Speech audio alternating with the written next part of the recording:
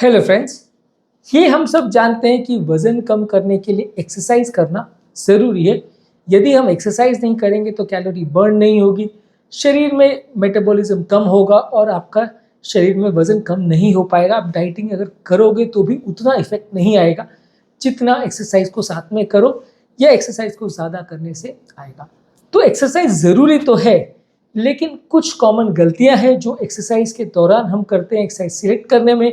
Exercise को करने में या उसके रिजल्ट्स को मैनेज करने में हम जो गलतियां करते हैं आज उन पर डिस्कस करेंगे, ताकि ये कॉमन गलतियां लोग ना करें और वजन कम करने का उनका जो प्रोसेस है वो डिफिकल्ट ना बने। टॉपिक पर जाने से पहले जो लोग हमारे चैनल पर नए हैं उन्हें रिक्वेस्ट करूँगा कि चैनल को सब्सक्राइब करें, वीडियोज़ को लाइक और शेयर करें।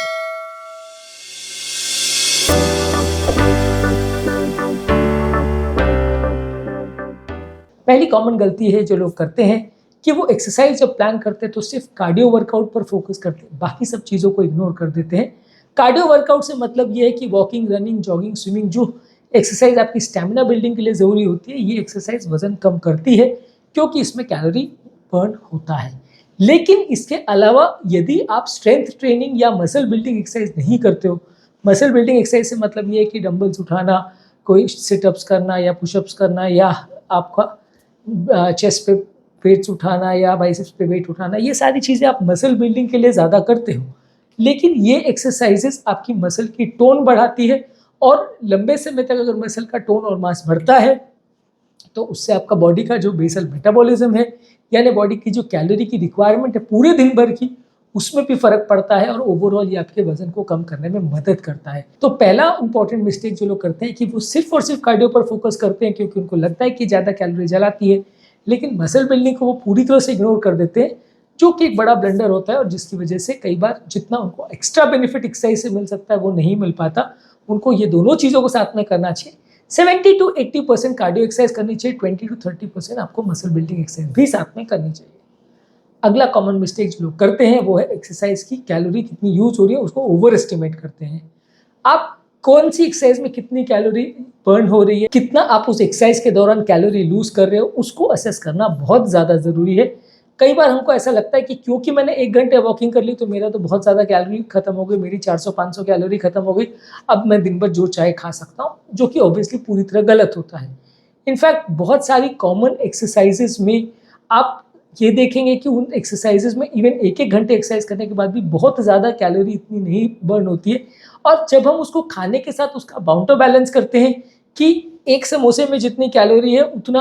कितना एक्सरसाइज से हमारा बर्न होगा, या एक मिठाई में जितनी कैलोरी है उसके कंपैरिजन में हमें कितनी एक्सरसाइज करनी पड़ेगी, तो कई बार हम शर्मसार हो जाते हैं कि हम पूरे दिन भर में जितनी एक्सरसाइज करते हैं और जितनी कैलोरी बर्न करते हैं उतना तो सिर्फ एक समोसे में या एक मिठाई में होता है, उससे ज़्यादा ही कई बार होता है। ऑन एन एवरेज एक समोसा या एक मिठाई में लगभग 200-250 कैलोरी तक होता है। और एवरेज अगर आप एक्सरसाइज बहुत अग्रेसिवली भी करते हैं, आप मान के चलिए अगर 1 घंटे भी साइकिलिंग कर रहे हो तो मैक्सिमम आप 300 से 400 कैलोरी जलाओगे। अच्छी स्पीड से एग्रेसिव एक्सरसाइज कर रहे हो तो ज़्यादा कर सकते हो, लेकिन साइकिलिंग भी अगर आप कर रहे हो जो कि कंटिन्यूस करने वाली एक्सरसाइज है, बिना रुके करने वाली एक्सरसाइज है, तो भी आप 300-400 कैलोरी जलाओगे, जो कि मैक्सिमम 2 मिठाई या 2 समोसे में बराबर हो जाएगा 1 घंटे की साइकिलिंग,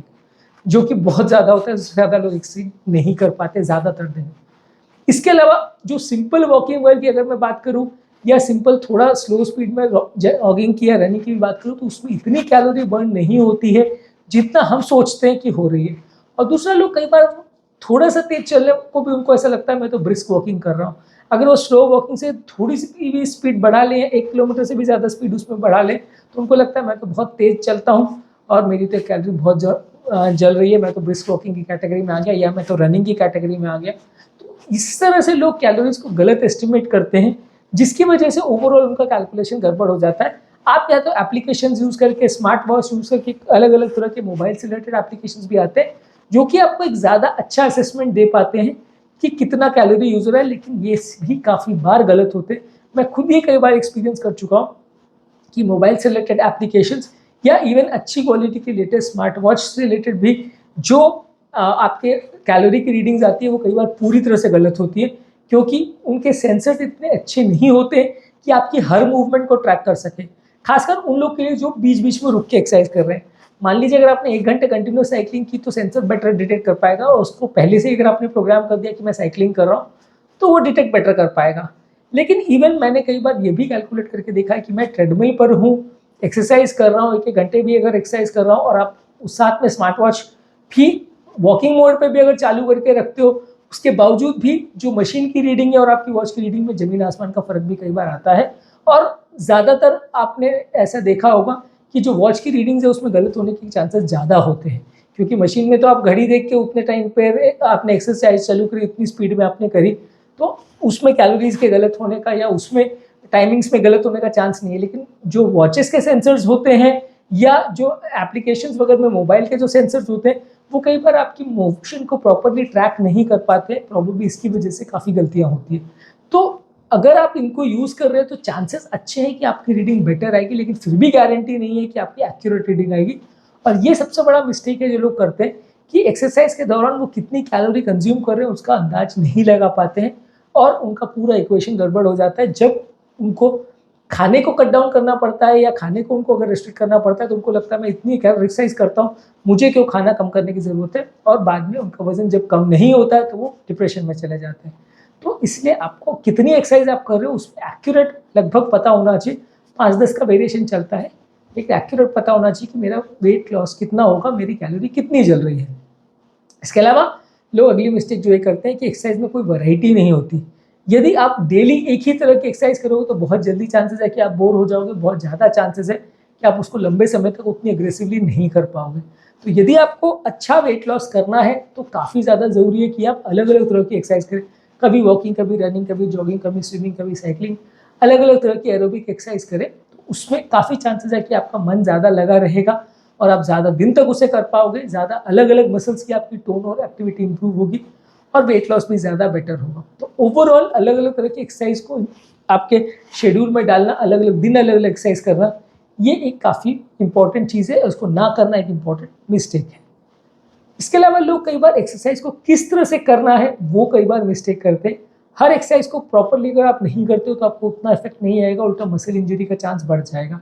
मान लीजिए अगर आप रनिंग कर रहे हो तो वो आप कैसे कर रहे हो, मान लीजिए आप सीढ़ी चढ़ने का काम कर रहे हो तो वो आप कैसे कर रहे हो, मान लीजिए आप वजन उठाने का काम कर रहे हो तो वो आप कैसे कर रहे हो, किस तरह का आप इक्विपमेंट यूज़ कर रहे हो, कैसे इक्विपमेंट यूज़ कर रहे हो, आपकी हाथ की मूवमेंट और मसल्स कैसी है, अगर आप दौड़ रहे हो तो भी आप सही पोस्चर में दौड़ रहे हो कि नहीं दौड़ रहे हो, शूज़ आपने प्रॉपर पहने कि नहीं पहने। तो ये सारी चीज़ों की वजह से कई बार आपको मसल इंजरी या प्रॉब्लम्स होने का चांस कई गुना ज़्यादा होता है यदि आप सही तरह से एक्सरसाइज नहीं करते हो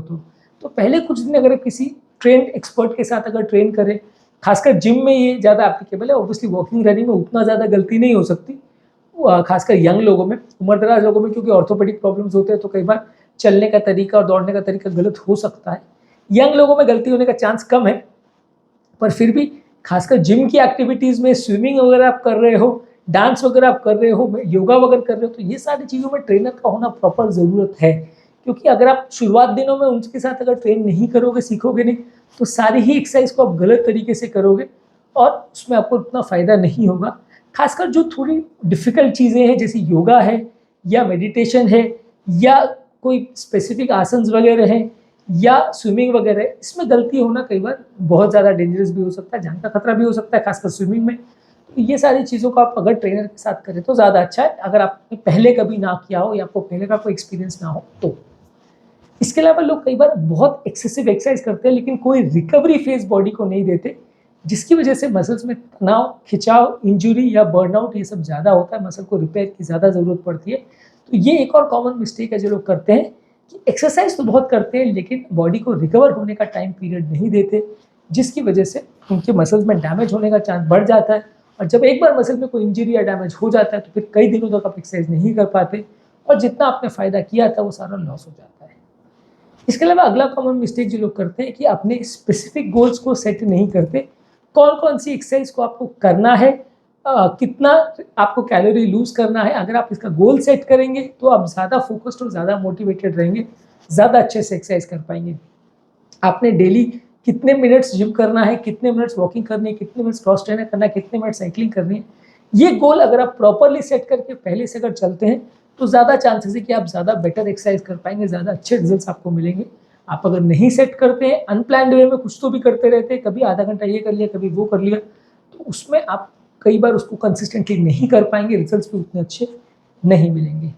अगला लास्ट कॉमन मिस्टेक जो हम आज के टॉपिक में बात करेंगे वो है लैक ऑफ कंसिस्टेंसी। अगर आप डेली एक्सरसाइज नहीं करोगे, हफ्ते में एटलीस्ट 5 से 6 दिन आप एक्सरसाइज नहीं करोगे तो आपको रिजल्ट्स कभी नहीं मिलेंगे। आपके लिए बहुत ज़्यादा ज़रूरी है कि यदि आप एक्सरसाइज कर रहे हो और आपको अच्छे रिजल्ट चाहिए तो कंसिस्टेंटली आपको उसको करना पड़ेगा, डेली बेसिस पे करना पड़ेगा। मान लीजिए आप साइकिलिंग कर रहे हो लेकिन हफ्ते में 2 दिन कर रहे हो, वॉकिंग कर रहे हो लेकिन हफ्ते में 1 दिन कर रहे हो, रनिंग कर रहे हो लेकिन हफ्ते में 2 दिन कर रहे हो, तो इस तरह से रैंडमली कुछ तो भी अगर आप कर रहे हो और डेली अगर कोई एक्सरसाइज भी आपकी नहीं हो रही है तो काफ़ी चांसेस है कि आपको फ़ायदा नहीं मिलेगा। कई लोग ऐसे हैं जो महीने में 2 बार पहाड़ चढ़ के आ जाते हैं, उनको लगता है हमारी महीने भर की एक्सरसाइज हो गई। तो वैसा अगर आप वर्कआउट करोगे तो ना तो स्टैमिना बिल्डअप होगा, ना मसल्स की ताकत आएगी। आपको डेली बेसिस पे एक्सरसाइज करना पड़ेगा, तभी आपका ज़्यादा अच्छा रिजल्ट आएगा और लॉन्ग टर्म आपके वेट रिडक्शन में ज़्यादा आपको बेनिफिट मिलेगा, मसल की टोन भी ज़्यादा बेटर होगी।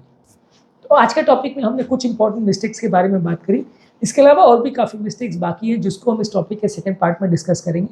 उम्मीद करूँगा कि आज के टॉपिक में कुछ नई बातें जानने को मिली होगी। जो लोग हमारे चैनल पर नए हैं उन्हें रिक्वेस्ट करूँगा कि चैनल को सब्सक्राइब करें, वीडियोज़ को लाइक करें।